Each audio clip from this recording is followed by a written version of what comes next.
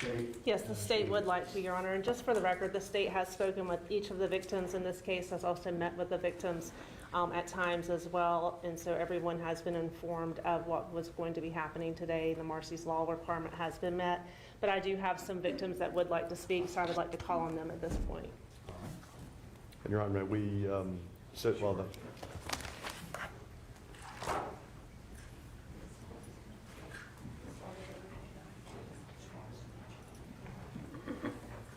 First will be Jose Sotomayor Fernandez or Mary Danger Rubio.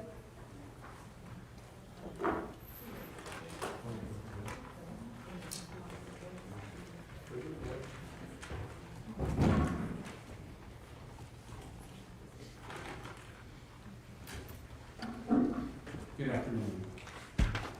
Good afternoon, Your Honor. And if y'all could go ahead and state your name on the record for us. My name is Mary Danger Rubio. My name is Jose R. Sotomayor Fernandez. And have y'all prepared a statement in this case that you would like to read to the court? We have. Okay, go ahead. Your Honor, in August of 2020, my family entered a contract with Pineapple Corporation, led by Mr. Spencer Calvert, to construct a custom home with an agreed completion timeline of approximately 24 months. We invested over $2 million and included over $500,000 of upgrades, which were required to pay 100% upfront. Contrary to the 50-50 payment structure we tried to discuss at the early stages. By 2023, despite the project being 75 to 80% complete and approximately 95% of those funds retrieved, Mr. Calvert informed us that he could not complete the home with the funds he had collected from us, and that he suggested additional payments would be required. Significant portions of the project were not completed despite fully funded categories. Full plumbing installation, toilets, sinks, faucets, fixtures, all upgraded appliances which were liened on our property and we had to repay them again. Countertops, cabinets, bathroom finishes which remain under outstanding lien today. Exterior construction build, including an infinity pool, concrete decking, travertine till, outdoor kitchen completion, irrigation, landscaping, among other areas. These items were either paid cash upfront or were drawn from our construction loan. Those lien releases were provided to us by Mr. Calvert for each of those related draws that the bank provided, despite the work never being provided. Based on repeated assurances of completion, we sold our previous home. We were left without permanent housing. We moved 4 times, 4 temporary rentals, incurred extensive storage, relocation costs, significant disruption to our daughter's schooling and stability. To complete the home after abandonment, we were forced to withdraw over $600,000 from our retirement accounts. This does not include ongoing repairs, legal fees, inspections, temporary housing, any of the other just material, labor, and cost. The outdoor pool area was left as an exposed concrete shell for over a year, resulting in cracks, leaks, and structural deterioration. When contracting directly with the pool company, we learned that Mr. Calvert had not paid any of the funds to them. The financial and emotional and administrative consequences have been substantial. Continuous legal, construction, and remediation expenses, health impacts and stress-related medical costs, significant delays to retirement and long-term financial planning. Without talking about the extended dedicated time to documentation, evidence gathering, and coordination across parties. Considering the significant harm that these irresponsible actions have caused our family, we respectfully request full restitution of our damages. Furthermore, we ask that in determining the appropriate sentence, the court takes into consideration the extensive hardships and suffering endured by each of our families as a result of his actions. We really want to reclaim peace. We want this chapter closed so that this ordeal no longer lives with us every single day, especially as we continue to live among other victims who carry similar pain. We understand why some chose to move away.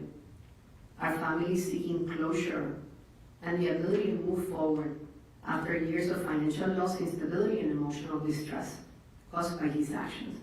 The damage extends beyond our family, our neighbors, and multiple parties. More than anything, we pray for the day that this story no longer needs to be told, when we can finally enjoy our home without being reminded of what was one of the hardest journeys of our life to achieve. Thank you. Thank you.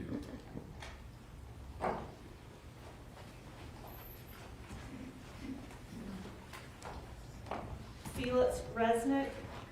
And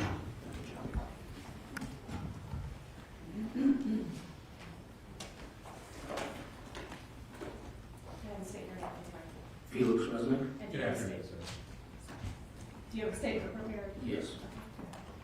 Good afternoon, Your Honor. Brandon Beardsley. I represent 6 of the families Good afternoon, Mr. under the President. Marcy law. So, Spencer stole roughly $600,000 from us, and that doesn't even account for additional living expenses and legal fees that we've been forced to incur because of what he did. We had to pay for roofing and electrical leaks, even though we paid him. We had to pay for appliances, tile, flooring, cabinets, countertops, windows, gutters, landscape, lighting, closets, trim, and more, twice. Because even though we paid him, the suppliers never got paid. What makes it worse is that it wasn't a case of a bad businessman making mistakes or market conditions. He used our money to fund his lifestyle. When we learned that our deposits were used to pay towards his multi-million-dollar home, and that he was in the process of selling and was about to cash out substantial equity from him, we filed liens. And instead of making any attempt to reconcile the situation, he offered us $5,000 to go away. Our attorneys have made numerous attempts to rectify the situation, and he fought and put up barriers every step of the way. All his actions demonstrated to us a complete lack of any remorse. I've been in Florida almost 5 years now, and the amount of stories I've heard where a contractor steals and abuses people is shocking. So when this case broke, and the state's attorney's office had a press conference talking about this rampant problem, and promising to set an example and make this type of crime unthinkable, I was hopeful that we would see justice. I don't know what happened between then and now, but this deal isn't justice. It isn't a deterrent. If anything, it's an incentive showing this type of crime actually does pay, and pays well. The facts of this case are that Spencer stole roughly $600,000 from us. And although that's factually accurate, that's not what was truly stolen. What he really stole from us were the years upon years of blood, sweat, and tears that it took to put that money together. The 20-hour days busting our backs, missing our kids' birthdays, missing our kids' activities that we will never get back. Because of this theft and blatant disregard, we were forced to withdraw substantial funds from our 401k accounts to cover costs caused by Spencer. This has significantly reduced our retirement savings and long-term financial security and will delay our ability to retire.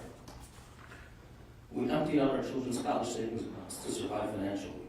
Our oldest child, now 19, no longer has college funds available to him, and our 2 younger children now have no college savings at all. Their future education plans have been directly impacted by Spencer's actions. Overall, this fraud fundamentally changed how we live, plan, and provide for our children. Instead of focusing on their future and our family's well-being, we were forced into survival mode, making decisions that will affect us for many years to come. At the end of the day, I have little expectations left of seeing any considerable amount of money back. The one thing that I was hoping for was justice. Justice for the time that he stole from us. Justice as a deterrent to prevent others from having to go through what we went through at the hands of people like Spencer. But this deal doesn't feel like justice. It feels like a final slap in the face. So I implore you, Your Honor, not just for us, but for potential future victims, serve justice, serve punishment, and set a real deterrent. Take from him the one thing that can't be recovered, time. Real, meaningful time. Thank you. Thank you, sir.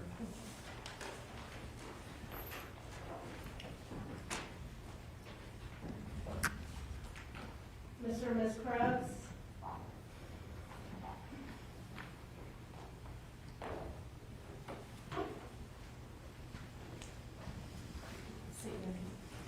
Calvert, Chris. Good afternoon, sir. And do you have a prepared statement, or do you want to address the court? I'd like to address the court, and Okay. I have a statement from my wife. Okay, go ahead.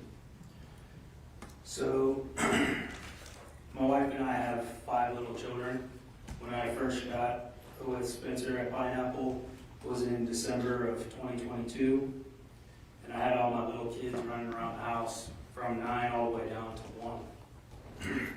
At that time, we decided to go ahead and I paid $240,000 just on the building contract alone. About 6 months went by, and in June of 2023, I was told that I needed to pay $200,000 in upgrade fees in order to even get my permits going. So I dug into the savings that I had built up from my 20s and early 30s and put all of that to these upgrade charges. So at that point in the building contract, I put in $445,000.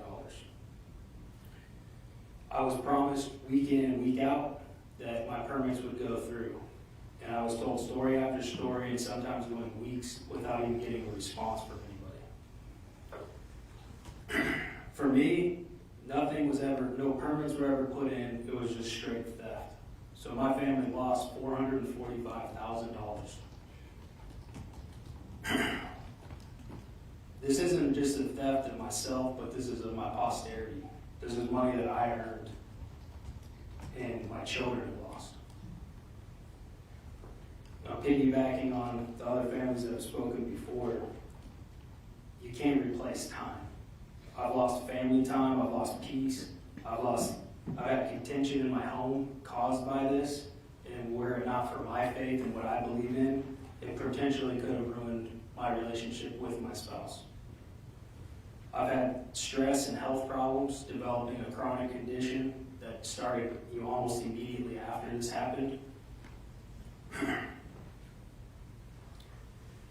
And it's just very disappointing and disheartening to see how all of this has played out so far for myself. I've lost a lot of faith in how this plays out for people that do and harm people and families in this way. And I'd like to read my wife's statement. I personally think Spencer manipulated and played to Colin emotionally. Colin is somebody who only wants to help people, even with our own money. He has always donated, whether we had money or not, 10% of his income to helping people and tithing for our church. At work, he has supported and paid for people struggling with finances or health issues. I feel personally that Spencer played to what is the strength of Colin's, that he tries to work with people and be reasonable, helpful, generous person, and when he was already a sinking ship, he manipulated Colin into giving him more money, insisting that it was necessary to spend money over $200,000 in upgrade costs with the promise that our home permits would be done immediately. Playing to his strength of Colin's, he took advantage of him in that moment, taking those extra funds when he did is particularly painful, as he had no intention of using our own money towards building our home. Spencer was just trying to take Colin for what he was worth at that point, and tell him whatever, and take whatever he was willing to give, which Colin was willing to get our house going to avoid a holdup on time, which is one facet to what he was deprived of. Colin gave him the funds to make sure that there was no stall on time, because that's how much time is valuable to him, and because he trusted someone. Even after Colin noticed that there was a lull in production on the house progress, Colin reached out and met Spencer in person and once over the phone to help discuss how he could help the situation. He has tried to be a good, helpful person and have a good, not only business relationship, but personal relationship. He took advantage of Colin. It was outright wrong. Spencer violated trust, and it has affected how he's felt this entire time with our new builder coming in at every turn. The amount of time Colin now has to commit to looking into every single detail of this new home build, not just out of paranoia, but fear from what happened, is great. The reality of what happened to Colin has had to commit a gross amount of time, dotting his I's and crossing his T's with every single facet of this home, being built the second time around. That time took away from our family and our personal life, creating anxiety, stress, and strain that was supposed to be a very positive and joy-filled experience, as you only get to build a home like this, for most never, and for us, just this once. And that was it. You robbed joy, time, money, and peace from our family. and never once tried to come to a solution or help those you have wronged. Thank you.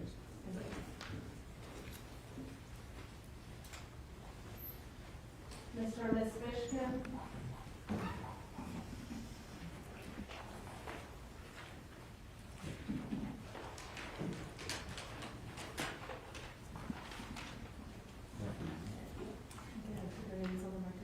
Dimitri Fishkin? Nicole Fishkin. And y'all have a good statement? Yes. The only word I can use to describe this plea deal is outrageous. Spencer Calvert took everything from us. I'm not an incredibly wealthy person. Yes, my wife and I were building an expensive home, but that was due to a lifetime of frugal living and savings. We saved by not going on expensive trips, chartering planes, partying on yachts. We saved up that money to at some point we were ready to build something amazing for our family. Spencer Calvert stole that money that we had saved, and it went to pay for his lavish lifestyle, parties, trips, planes, and yachts. The exact lifestyle that we spent decades not allowing for ourselves. We had to use the remainder of our life savings to finish the home. We had to tap into our retirement savings, and even worse, we had to use money that was set aside for our kids' education. Our daughter last year was accepted into her dream school. With our savings completely gone, we couldn't find a way to make it work.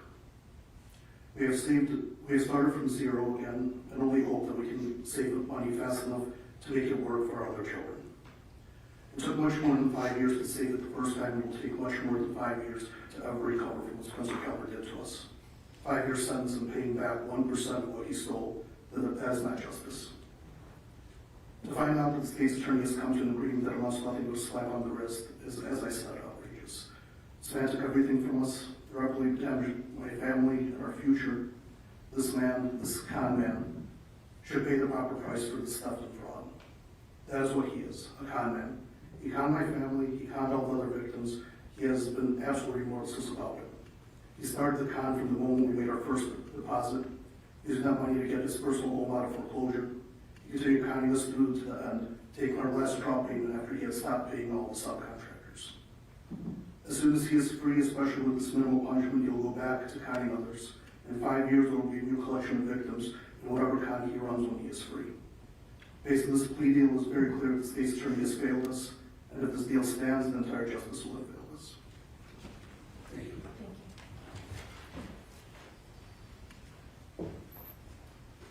Stephen Allison?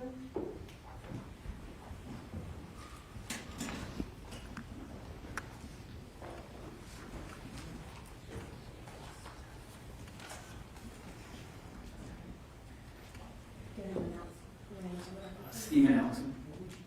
Jennifer Allison. Good afternoon. Good afternoon. Thank you for hearing me, Your Honor. And you have a prepared statement as well? Yes, I do. Thank you. My name is Steve Allison. This is my wife of 27 years, Jenny. We'll begin by, we are 100% against the terms of the proposed plea deal. We'll discuss why in detail. We would request a greater and much more impactful direct fine versus a long-term ambiguous restitution that Jen and I believe the other victims will never amount to a single cent. We are aware that Spencer has more cash investments beyond the $150K that he has agreed to pay his victims. After vacationing in Ponte Vedra for several years, we decided to make the move permanent in 2021. Along with our 2 children, Charlie and Grace, we spent a week with our real estate agent searching for our dream home. Our agent introduced us to the Pineapple neighborhood and development. We were immediately captivated by the design, location, and overall plan. After careful consideration, we decided to proceed forward with a new build through Pineapple. We signed 2 contracts, one for the house, one for the land, and paid the necessary deposits and closed on the land in the summer of 2021.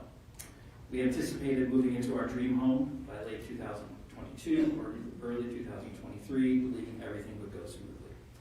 However, our experience took a very different turn. Despite numerous meetings with Pineapple to expedite the process, ground was not broken until May 22. Throughout the summer and fall of 22, progress was excruciatingly slow. A year later, in the spring and summer of 2023, we grew increasingly concerned about Pineapple and Spencer's ability to complete our home, as work was sporadic and often non-existent throughout weeks and months. In the fall of 2023, we had multiple meetings with Spencer and Pineapple to address the lack of progress. In late November and October, my wife and I met with Mahid and Spencer, who requested additional $250K to finish the house above and beyond our agreed upon price. At that point, Jen and I lost complete faith in Pineapple and engaged our lawyers to explore our options.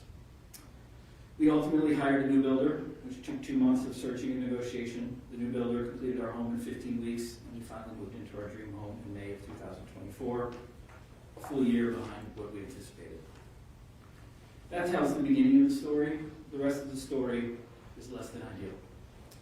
The financial impact on this ordeal has been significant to our family beyond words. Our unexpected costs have exceeded $500K, including over $150K in liens, $150K in lost upgrades, $150K in additional costs, and extensive legal fees.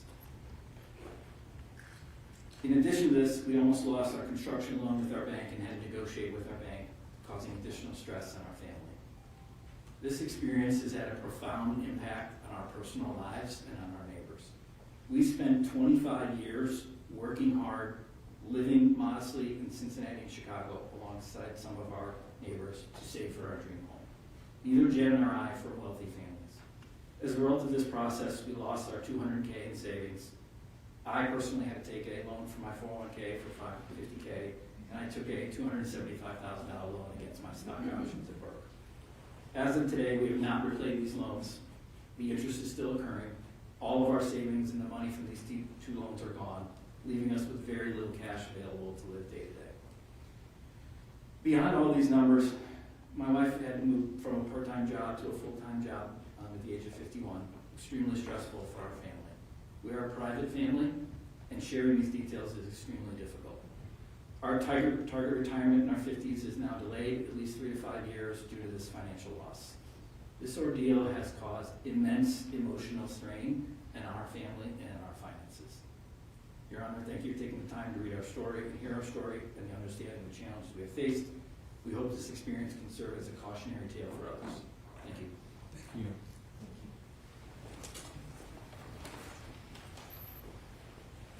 Sandy and Leah Yawn.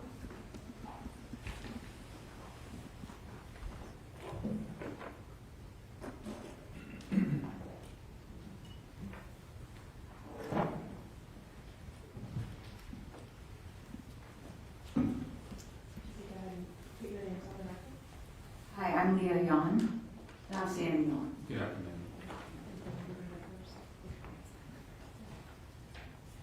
Your Honor, this is the first time I've ever stood in front of a judge, so I'm a little nervous. But I never imagined I would be here. I've always worked hard. I've paid my bills. I trusted people at their word.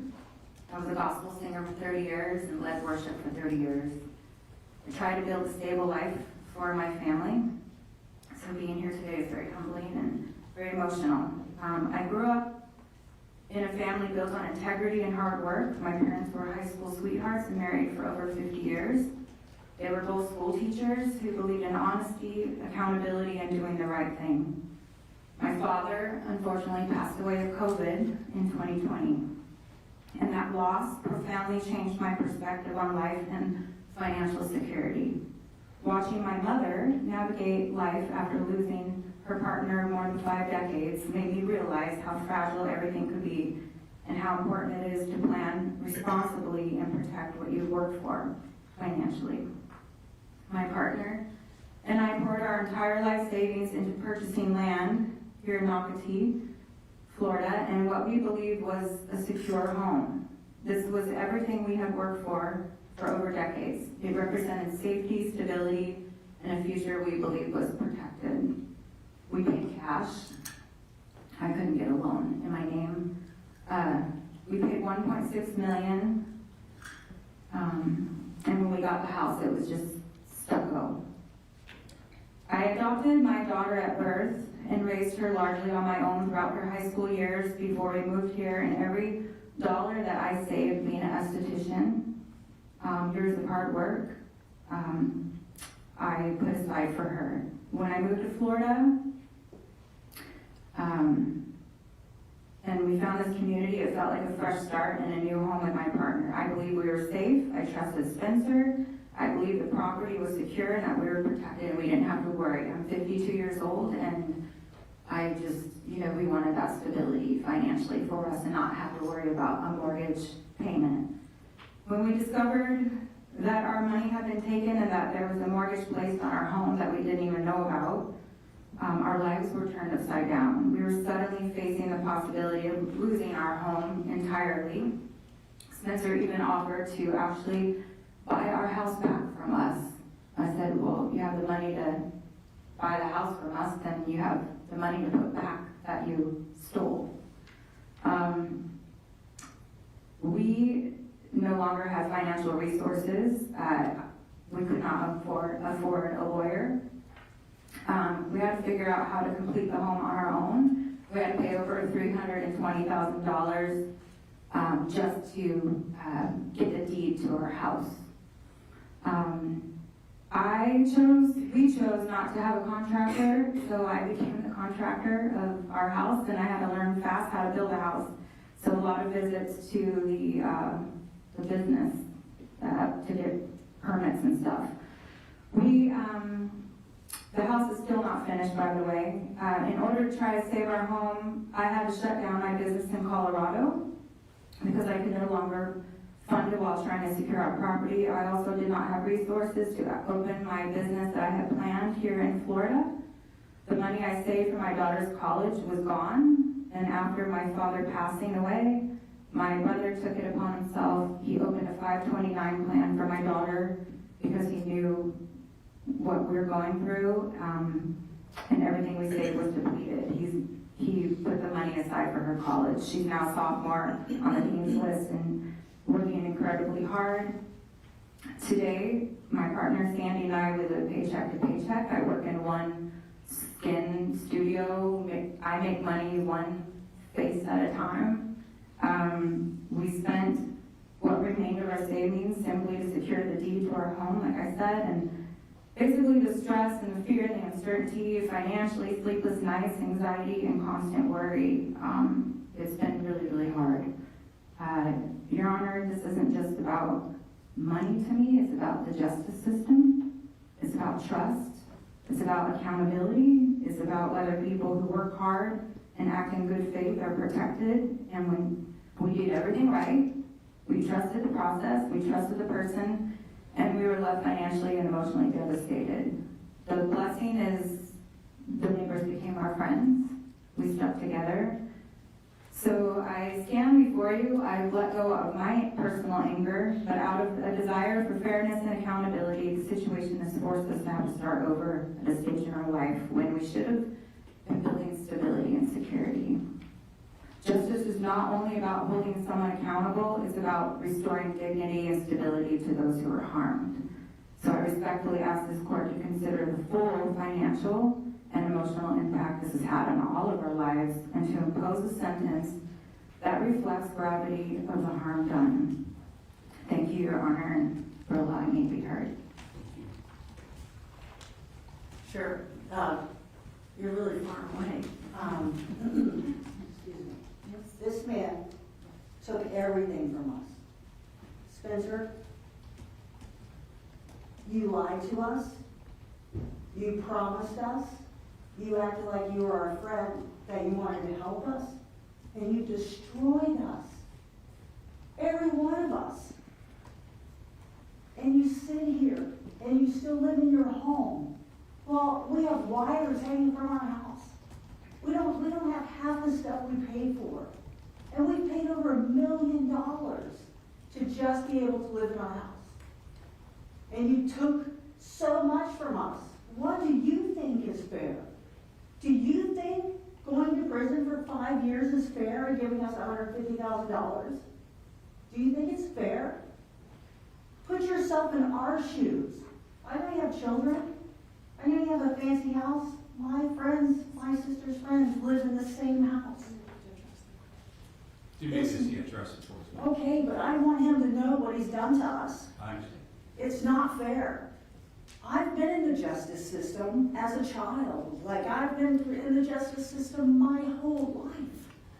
I got sober at 25. I changed my life. I was always held accountable. Justice has to be served. He can't get away with $150,000 in 5 years and a slap on the wrist. It's not justice. Justice is prison for at least 10 years, or pay us back. please, show us some justice. We're St. Johns County residents. We pay taxes here.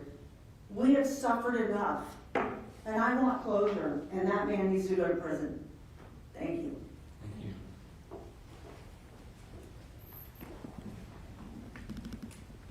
Sam and Catherine Dorrance.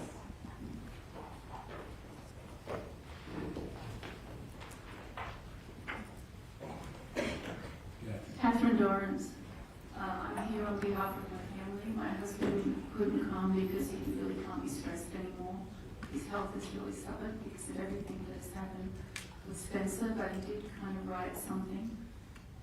So I'll read that in a minute. But I just want to also say that our last meeting with Spencer, when he asked us for an extra $300,000 or $400,000 to finish the build on our house, he actually basically said that we couldn't touch it and that we wouldn't get our house built if we didn't pay him up money. And I said to him, why would we pay you when you haven't even, we had basically a shell.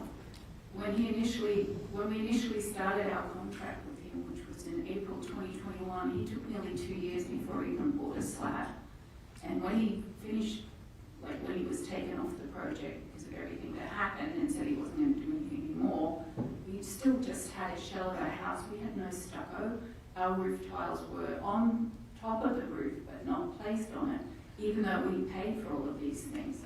He put windows in our house, but we had 21 frosted windows, and during our last draw with him, he told us that 2 weeks later he would replace those windows. I didn't even want my husband to pay him, and he still paid him in good faith, thinking that Spencer would do what he said he was going to do, and he didn't do it. And we had a lien on that, and we had to pay the other lien money out. So this is my husband's statement. We are a retired couple. My husband wasn't retired when we first moved here, but he was getting very close to retirement. And so we thought, because of COVID, our kids were going to school in San Francisco on Zoom, and we wanted to have them have a normal life in Florida. So we decided to come to Florida, and St. Johns County has a very good school system. We saw Nocatee. We spoke to the people at the Welcome Center who recommended Spencer as supposedly one of the best builders, and we liked the houses in Vista, so we went there. As part of the contract, we were required to pay a 10% deposit to both the land and the home, along with the additional costs for improvements made to the base plan. Some of these improvements were decided on the spot, while others were handed as change orders throughout the process. In total, we paid Spencer $440,000. However, only about a third of the house was completed, funded entirely through construction loan draws. The final draw, $80,000, was not used as intended to pay, and the subcontractors who had performed the work weren't paid. This led to a lien process and ultimately resulted in us being forced to take double payments. In total, we lost approximately $520,000 in stolen funds to Pineapple, not mentioning our attorney fees. And the house still is not finished. We are still in the process. We got the build to where we thought it was manageable for us when we got our new builder, and we're still finishing off a lot of things that we already paid for. The recovery process has been long, complicated, and incredibly stressful. We had to find a new builder, and this journey required many compromises, substantial personal work, and additional financial resources to bring the house to its current state.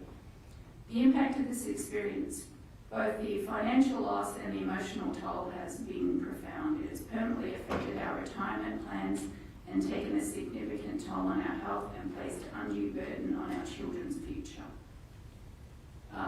And when we went to get the final certificate of occupancy, we had to get our mortgage broker, which was attorney Hancock and Whitney. They'd sent an assessor out just to check everything was done. And the assessor actually mentioned that years ago Spencer did a similar thing. And that's why, the slap on the wrist of a 5-year penalty just feels terrible. I mean, it's not the first time from what I've heard that he's done this. And like he's almost living up to what he said, I'm untouchable. So, thank you, Your Honor. Thank you. Mr. and Ms. Myers?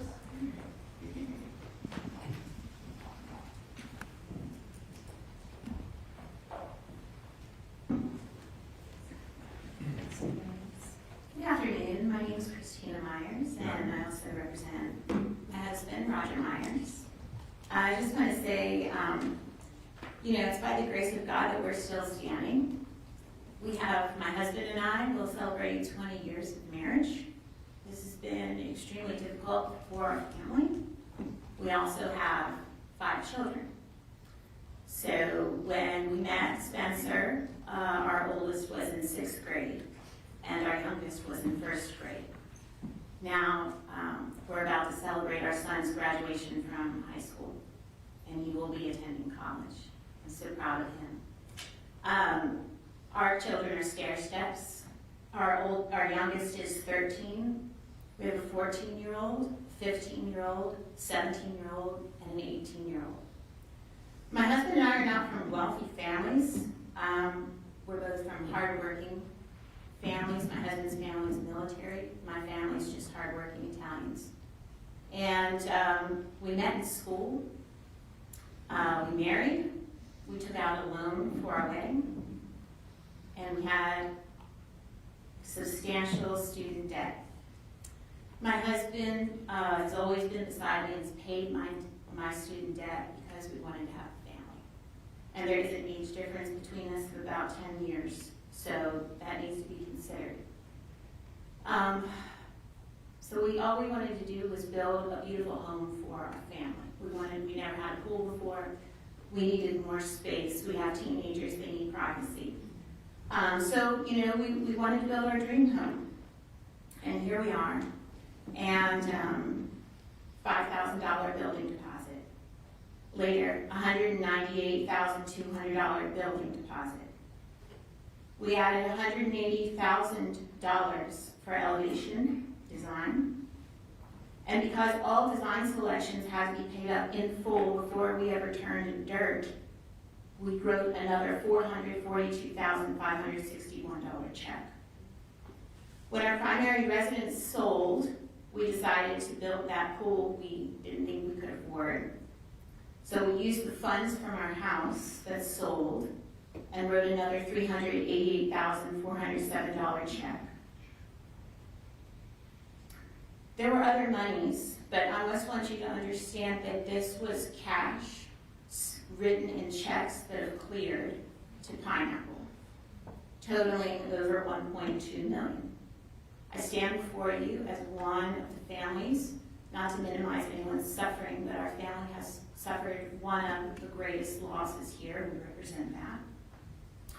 In addition to the cash checks of over $1.2 million that we wrote, and again, my husband and I are, just regular folks. My husband just recently, the main man just went. He's the kind of guy that walks around in his gym outfit when he's not in his uniform for work. We don't travel. We are all about our kids and our family and just wanted a nice home. So we've been saving all for this house. And we wrote over $1.2 million in checks. In addition to that money that was completely stolen when everything hit the fan with Spencer in 2023, our home was barely framed. It was framed there, and the plumbing was partially done. Some electrical work had been done, but it all needed to be redone. So we just had a shell of the home. There was no stucco on it. There was no landscaping. There was no tile. There were no appliances. There was no hood. The pool wasn't even dug, yet we had paid in full for it. In addition to that money that was stolen in cash, come to find out we had 4 liens on our property totaling over $117,000. These liens were placed where we also had a construction loan, and money was not only stolen from the cash that we wrote in, but from the construction loan. So we had to pay those liens back. Our family has suffered greatly. There has been, as one of the other families has stated, contention in our home. We're screaming at each other over this house. We have only recently moved in. So April of last year, we moved in, thank God. And we love our home. And I'm so thankful this is behind us. It brings me no pleasure to be here. It grieves me that this is where things have come to, but the reality is that we did not want to bring lawsuits. We're not litigious people. We begged Spencer to drywall our home. my last conversation with him, he told me that he was here to build my home. He told my husband he would try to build our home, but never did he confess at any time that he was in trouble financially. He just continued to cash our checks and draw on our construction loan. And then when the contractor called me and said they weren't being paid, that's when we really didn't want to believe what was happening, but we knew. We knew something was wrong, but we just were so deep in. So I just stand before you today that I reiterate the sentiment of many other families that were deeply disappointed in this plea deal. I think that $150,000, you have to divide that by all the people here and then some. And I'm out over 1.2 or 1.3 million cash that we have lost. It's gone. We'll never have it back. It's our life's work. And I just cannot, for the life of me, understand why $150,000, where that number came from. And I completely disagree with it.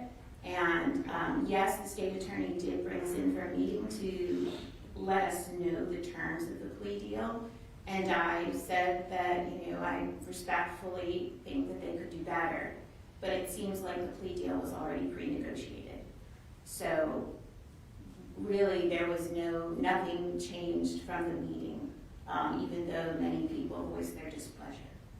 My attorney has also requested a score sheet, and that has not been provided.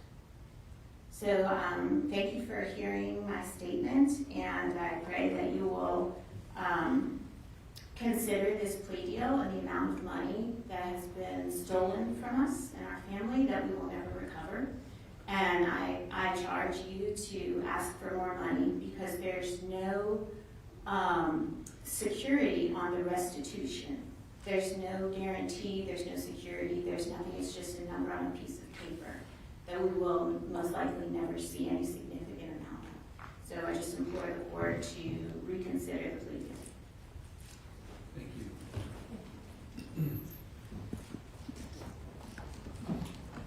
Mr. and Ms. Malago?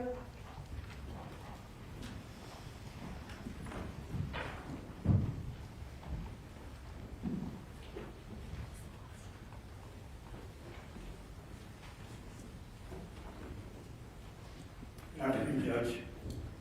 My name is Anthony Malago. I'm here this afternoon with my wife, Jacqueline. She and I first met in college, and next year we will be celebrating our 50th wedding anniversary. We've always lived within our means in order to have sufficient funds on which we can live comfortably during our retirement years.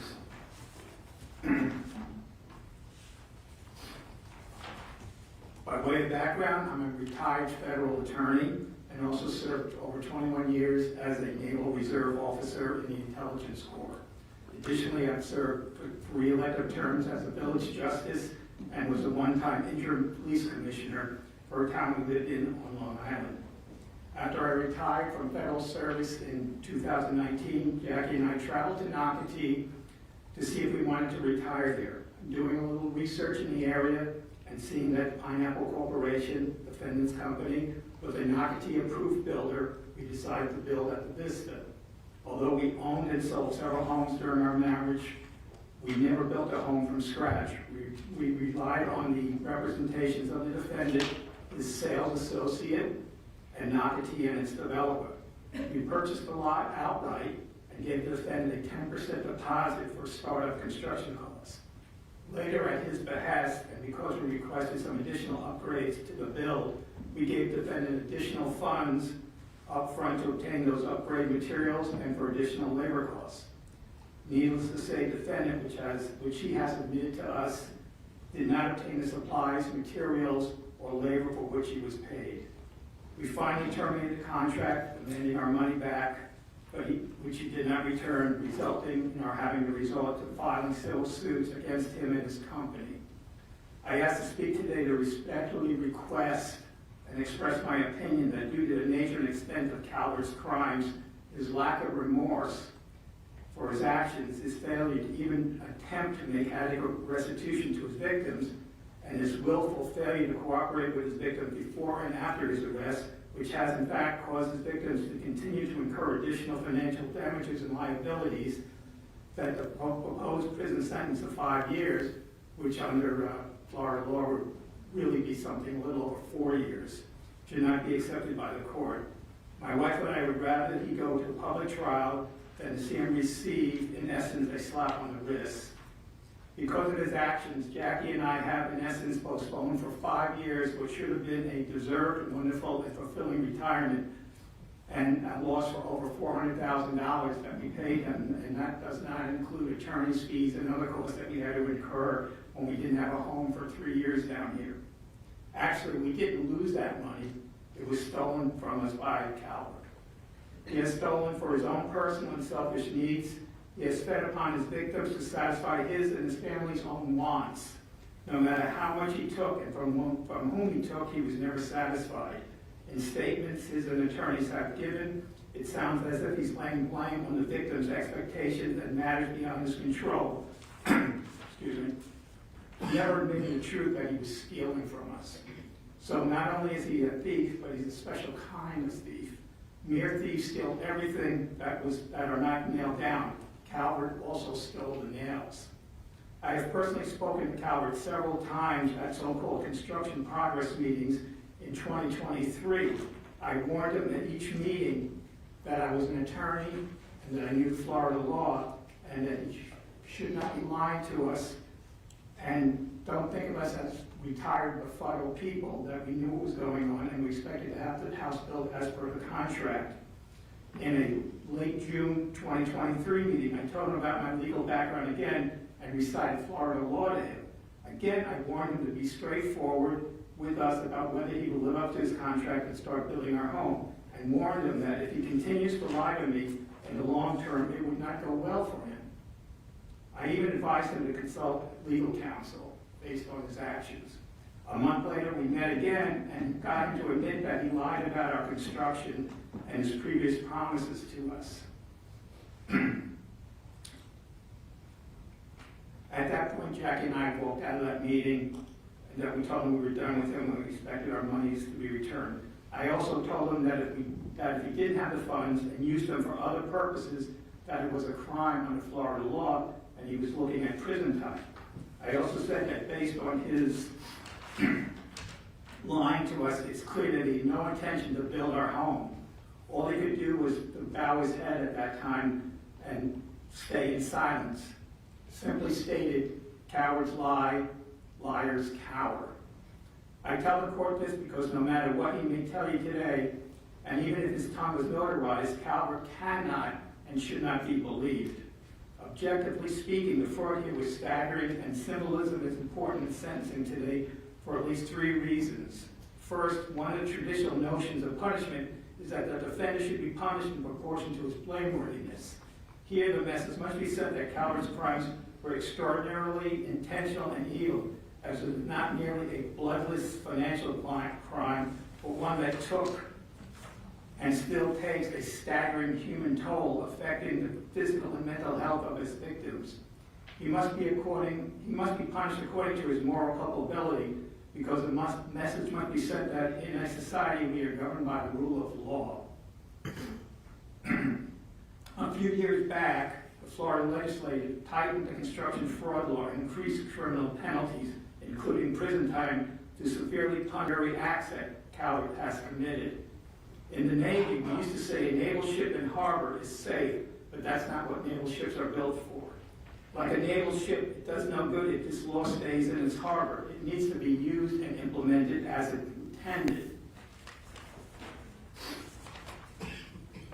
Another important goal of punishment is deterrence, and the symbolism is important here because the strongest possible message must be sent to those who would engage in similar conduct, that they will be caught and they will be punished to the fullest extent of the law. Finally, symbolism is also important for the victims. The victims include individuals from all walks of life, as you've heard. A substantial sentence will not give the victims back their savings or retirement funds.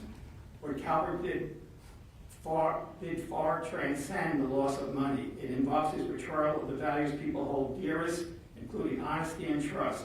And also he can, among other things, eat at the finest restaurants, stay at the most luxurious resorts, travel in private jets, join country clubs, have season box seats at Jaguar games, and let's not forget, he has a $30,000 coffee maker in his home. This court is our last hope that Calvert will probably be sentenced to a substantial prison time. Speaking for my wife and myself, we have been greatly disappointed so far by those institutions, judicial and otherwise, and local entities that should have been there to protect us. Several hundred years ago, Dante in the Divine Comedy recognized fraud as the worst of sins and the ultimate evil. He placed the perpetrators of fraud in the lowest depths of hell, even those below who committed violent acts. Judge, the time is always right to do what is right. I thank Your Honor for letting me speak, and I feel comfortable that you will make sure justice is served not only for Calvert's victims, but for the people of St. Johns County and Florida. Thank you very much. Thank you.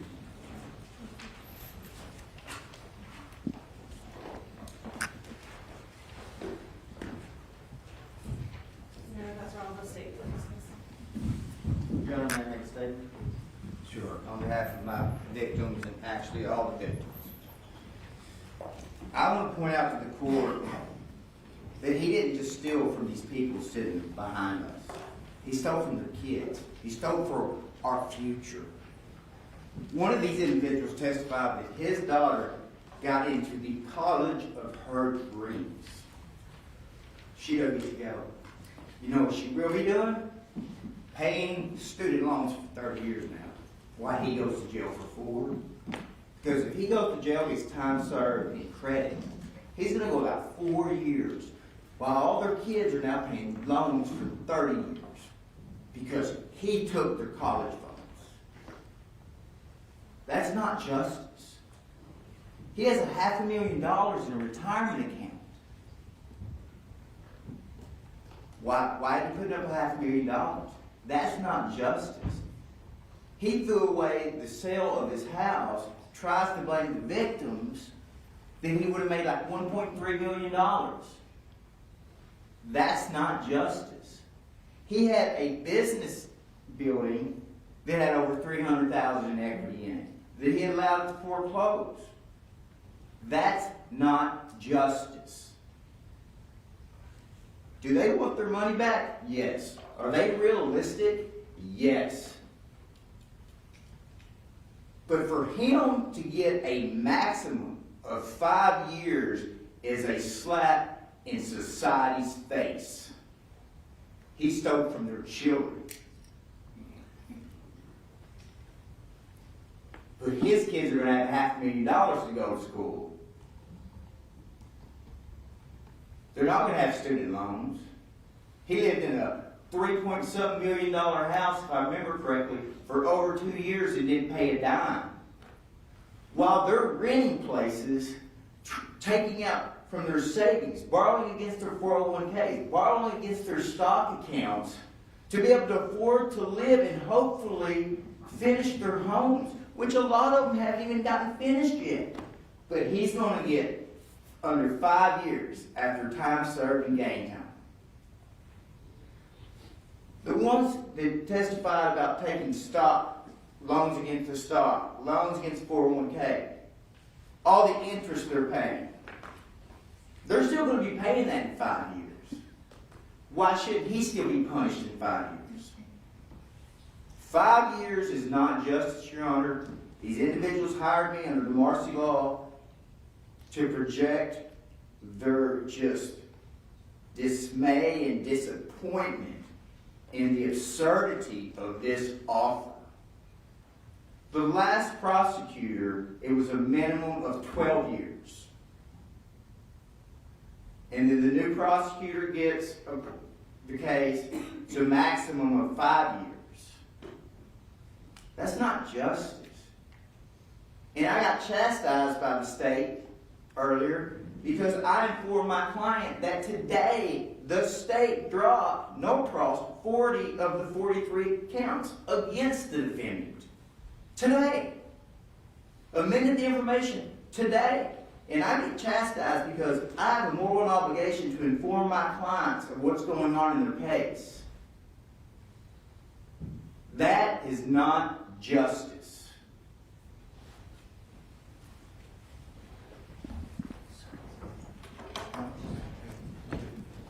Does someone else want to speak?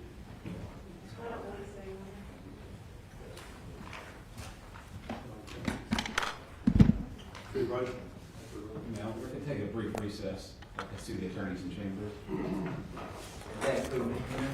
Yeah.